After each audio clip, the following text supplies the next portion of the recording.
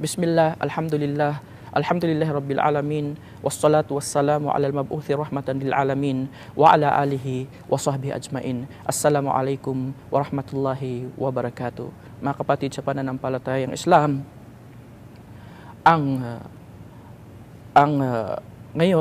tayo ngayon ay nasa ika-13 aralin mula sa aralin sa buwan ng Ramadan.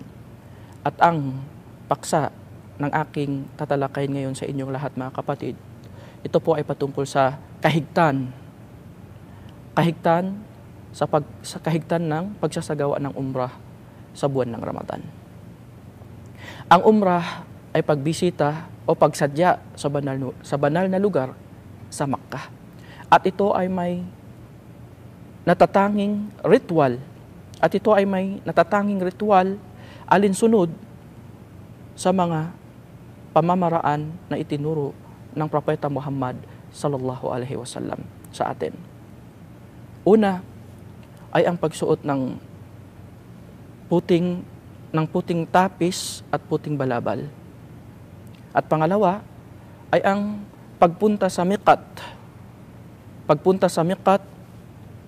Himpilan ng mga nagsasagawa ng umrah o nagsasagawa ng hajj, at dito bibigkasin ang tinatawag na ihram sa pamamagitan ng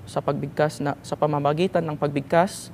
So, labbaik Allahumma umratan, na ibig sabihin, O Allah, bilang pagtugon sa inyong panawagan, kami po ay nagsasagawa ng umrah.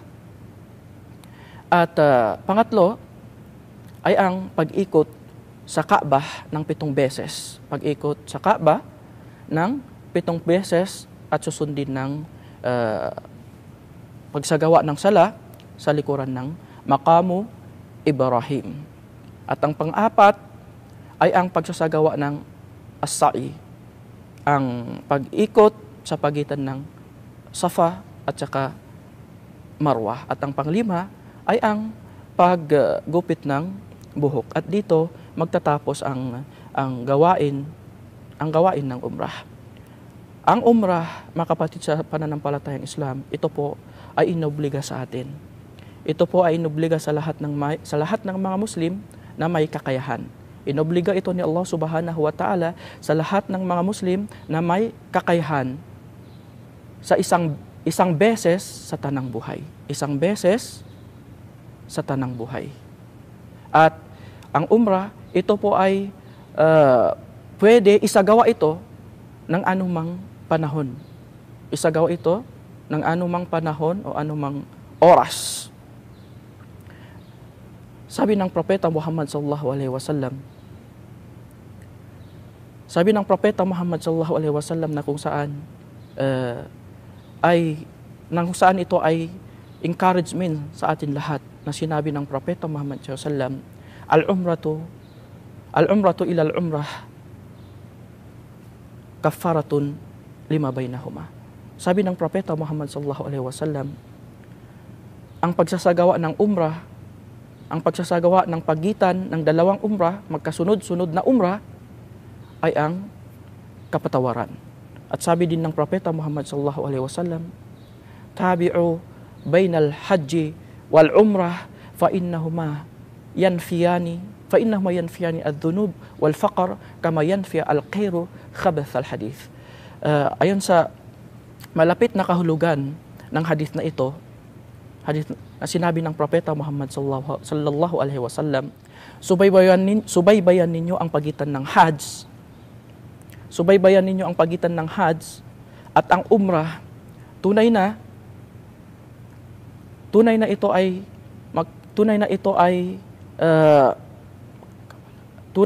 ay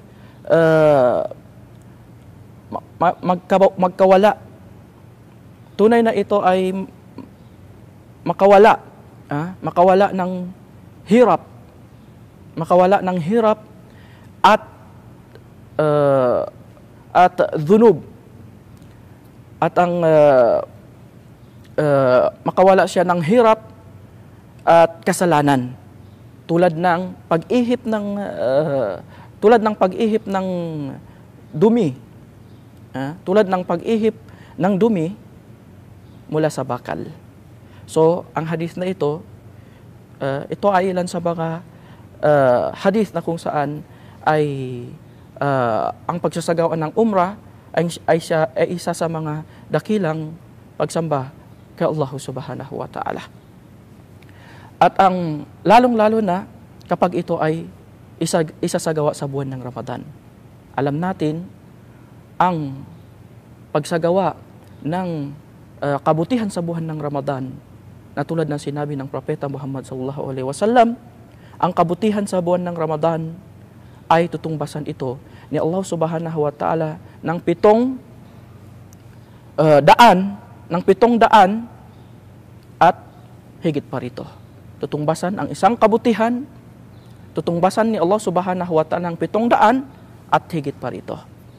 So kaya naman, kung tayo pinagkalooban ni Allah subhanahu wa ta'ala ng kakayahan, financially, physically, mentally, ay huwag tayong magdalawang isip.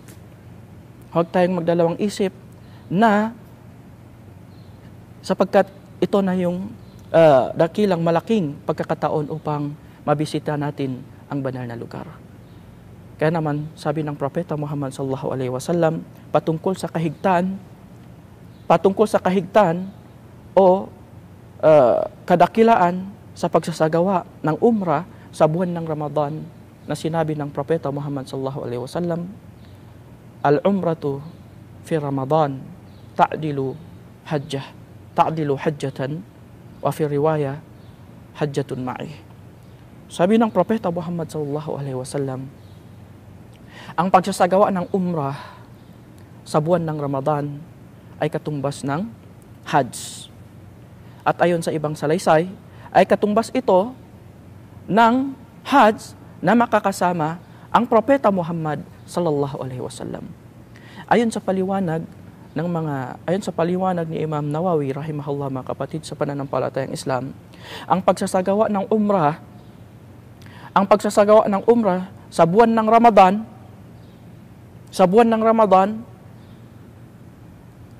ang pagsasagawa ng umrah sa buwan ng Ramadan ay katumbas ito ng gantimpala